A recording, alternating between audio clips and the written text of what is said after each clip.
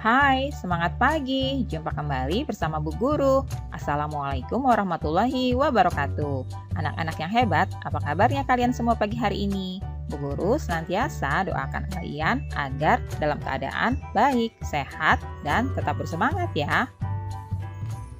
Pagi ini Bu Guru akan menyampaikan materi pelajaran untuk SD kelas 5, tema 7, subtema 2, peristiwa kebangsaan masa seputar proklamasi pembelajaran ke-1.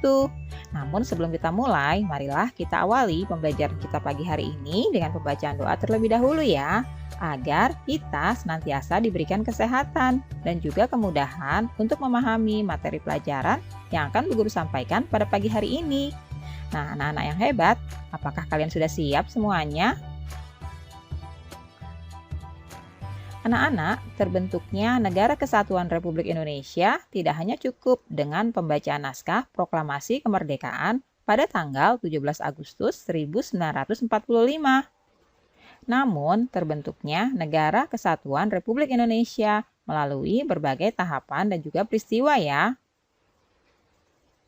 Tahapan dan peristiwa memperkukuh terbentuknya Negara Kesatuan Republik Indonesia. Saat ini pun kita masih harus tetap mempertahankan kedaulatan negara. Proklamasi menjadi peristiwa yang paling bersejarah bagi bangsa Indonesia. Proklamasi menjadi tonggak sejarah berdirinya bangsa Indonesia menjadi negara yang merdeka dan berdaulat. Proklamasi menjadikan bangsa Indonesia terlepas dari penjajahan. Proklamasi juga menjadi awal bagi bangsa Indonesia untuk menentukan nasibnya sendiri. Peristiwa pembacaan teks proklamasi. Pembacaan teks proklamasi kemerdekaan dilaksanakan pada hari Jumat, tanggal 17 Agustus 1945. Sejak pagi telah dilakukan persiapan di rumah Insinyur Soekarno untuk menyambut proklamasi kemerdekaan Indonesia. Banyak tokoh pergerakan nasional beserta rakyat berkumpul di tempat itu. Mereka hadir untuk menjadi saksi pembacaan teks proklamasi kemerdekaan Indonesia. Berikut ini acara yang disusun dalam upacara di kediaman Insinyur Soekarno itu, antara lain sebagai berikut. Yang pertama, pembacaan teks proklamasi kemerdekaan Indonesia. Yang kedua, pengibaran bendera merah putih. Dan yang ketiga, sambutan Wali Kota Suwiryo dan juga Dr. Muwardi. Upacara proklamasi kemerdekaan berlangsung tanpa protokol. Latif Hendraningrat memberi aba-aba siap kepada semua barisan pemuda. Semua yang hadir berdiri tegak dengan sikap sempurna. Insinyur Soekarno dan Dr. Andes Muhammad Hatta dipersilakan maju mendekati mikrofon. Dengan suaranya yang mantap, Insinyur Soekarno didampingi Dr. Andes Muhammad Hatta membacakan teks proklamasi kemerdekaan Indonesia yang telah diketik oleh Sayuti Melik.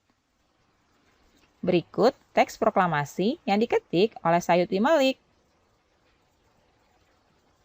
Proklamasi. Kami bangsa Indonesia dengan ini menyatakan kemerdekaan Indonesia. Hal-hal yang mengenai pemindahan kekuasaan dan lain-lain diselenggarakan dengan cara seksama dan dalam tempo yang sesingkat-singkatnya. Jakarta, hari 17 bulan 8 tahun 1945 atas nama bangsa Indonesia Soekarno-Hatta. Nah, demikianlah bunyi teks dari proklamasi ya anak-anak. Sesaat setelah pembacaan proklamasi kemerdekaan, dilanjutkan upacara pengibaran bendera merah putih. Bendera Sang Saka merah putih dijahit oleh Ibu Fatmawati Soekarno.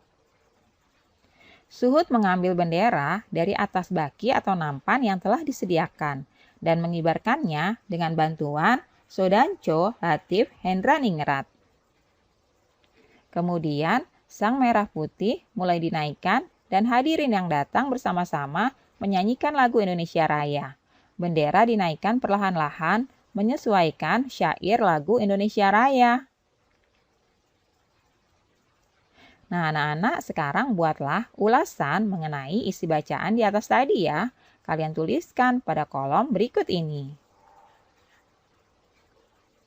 Sekarang coba kalian jawab pertanyaan ini ya. Apa judul bacaannya? Ya, benar sekali. Judulnya adalah Pengibaran Bendera Merah Putih. Lalu, isi bacaan yang paling menarik menurut kalian apa? Nah, di sini kalian bisa tuliskan bendera Sang Saka Merah Putih dijahit oleh Ibu Fatmawati Soekarno. Kemudian anak-anak, kalian tuliskan kembali peristiwa proklamasi kemerdekaan Republik Indonesia melalui kegiatan berikut ini ya. Nah, kalian jawab pertanyaan-pertanyaan ini. Pertama, kapan teks proklamasi kemerdekaan dibacakan? Siapa yang ingat? Ya, benar sekali. Teks proklamasi kemerdekaan dibacakan pada tanggal 17 Agustus 1945. Kemudian, di mana teks proklamasi dibacakan? Ya, benar, di rumah Insinyur Soekarno. Lalu, siapakah yang membuat dan membacakan teks proklamasi kemerdekaan? Ya, tepat sekali. Yang membuat adalah Sayuti Melik dan yang membacakannya adalah Insinyur Soekarno. Berikutnya, siapa sajakah tokoh yang hadir pada acara pembacaan teks proklamasi? Ya, banyak sekali yang hadir. Di antaranya ada Wali Kota Suwiryo dan juga Dr. Muwardi. Selain itu, ada juga tokoh-tokoh lainnya beserta dengan masyarakat yang ingin menyaksikan pembacaan teks proklamasi. Selanjutnya, apa saja susunan acara yang dilakukan pada pembacaan teks proklamasi? Nah, inilah susunan acaranya. Yang pertama, pembacaan teks proklamasi kemerdekaan Indonesia. Lalu yang kedua, pengibaran bendera merah putih. Dan yang ketiga, sambutan dari Wali Kota Suwiryo dan juga Dr. Muwardi. Anak-anak, sekarang kita tahu bahwa teks proklamasi dibacakan pada pukul 10 waktu Indonesia bagian Barat. Bagaimanakah kira-kira cuaca dan suhu udara pada saat itu? Apakah kalian bisa membayangkannya? Nah, apa yang kamu rasakan saat ini pada pukul yang sama, yaitu pukul 10 waktu Indonesia bagian Barat? Bagaimanakah suhu udara saat ini? Panas atau dingin ya? Suhu udara yang kita rasakan sangat terpengaruh oleh sinar matahari. Jika intensitas sinar matahari tinggi, maka suhu udara pun akan tinggi. Sebaliknya, jika intensitas sinar matahari rendah, suhu udara pun akan rendah.